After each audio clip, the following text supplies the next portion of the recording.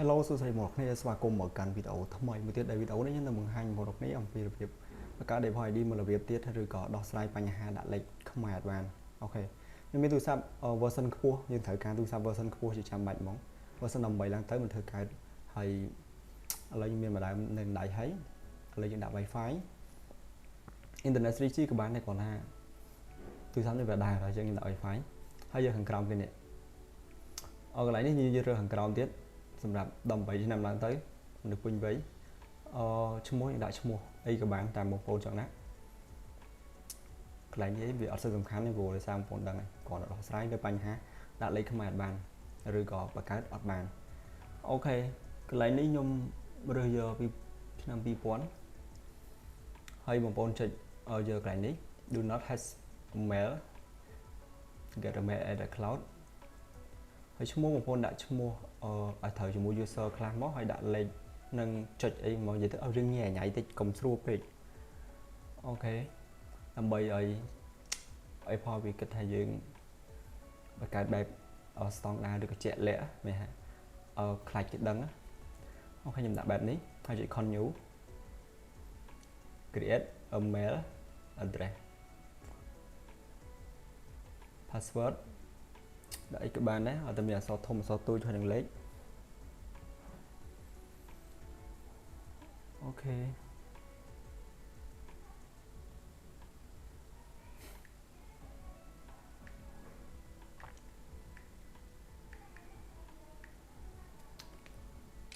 នេះខ្ញុំដាក់លេខខ្មែរបងប្អូនដាក់លេខដែលរបស់ភ្ញៀវតែគាត់ថាបញ្ហាគឺពេលដែលយើងដាក់ទៅគឺវាអត់ឲ្យដាក់បងប្អូនបែរជាធ្លាប់ជួបហើយអូខេនេះពេលយើងចុច continue ទៅវាដាក់ថាលេខទូរស័ព្ទហ្នឹងឬក៏អត់អាចបង្កើតដាក់នៅពេលហ្នឹងបានទេអញ្ចឹងបងប្អូនបដូរមកដាក់ប្រទេសអីផ្សេងក៏បានដែរខ្ញុំដាក់ប្រទេសអាមេរិកបូក1អញ្ចឹងបងប្អូនដាក់ដូចខ្ញុំក៏បានដាក់ឬក៏តេស្តចង់តេស្តដាក់ប្រទេសផ្សេងក៏បានអូខេយើងបូក1ហើយយើងយកលេខប្រទេសគេហ្នឹងមកដែលយើងចូលទៅក្នុង Google វាយបូក1មកបូក1 phone number អញ្ចឹងវានឹងបង្ហាញលេខនៅប្រទេសគេថាលេខប្រទេសគេឲ្យវាមានទម្រង់បែបណា phone number អូខេបន្ទាប់ទៅយើងយកពាក្យ iMake ដើម្បីវាបង្ហាញរូបភាពអូខេនេះខ្ញុំយក color គេអញ្ចឹងយើងរើសយកបូក1ហើយអញ្ចឹងយើងវាយបន្តទៀតគឺក្បាលក្បាល4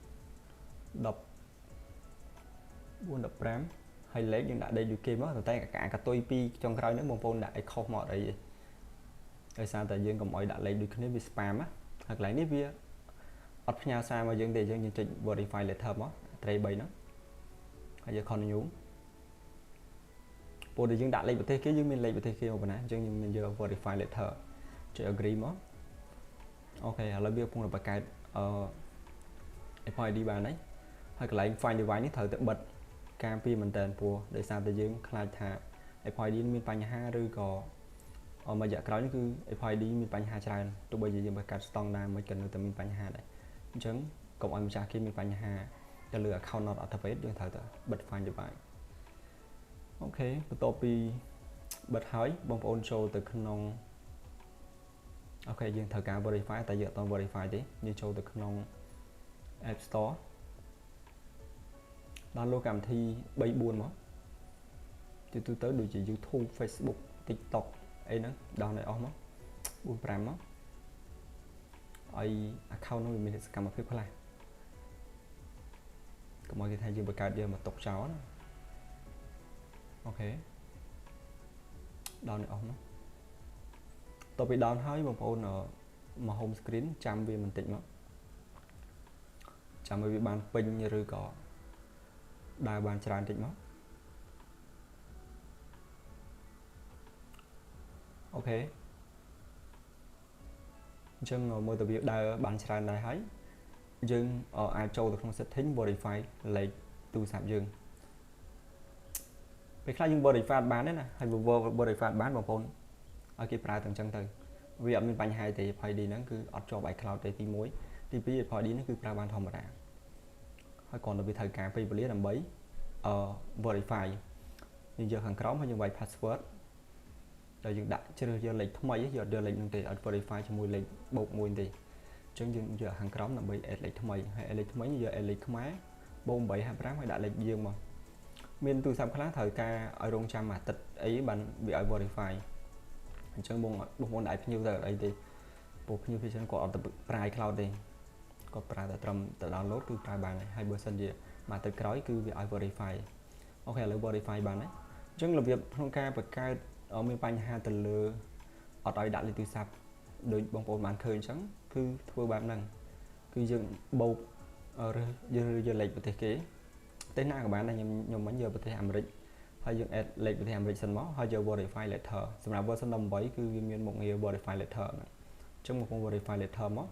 ហើយទៅបិទ file device download កម្មវិធីឲ្យវាសកម្មជាមួយ Apple ID ហ្នឹងសិនចាំត្រឡប់មក verify លេខទូរស័ព្ទយើងហើយបន្ត verify ហើយចូលមក remove អាលេខចាស់ចោលផង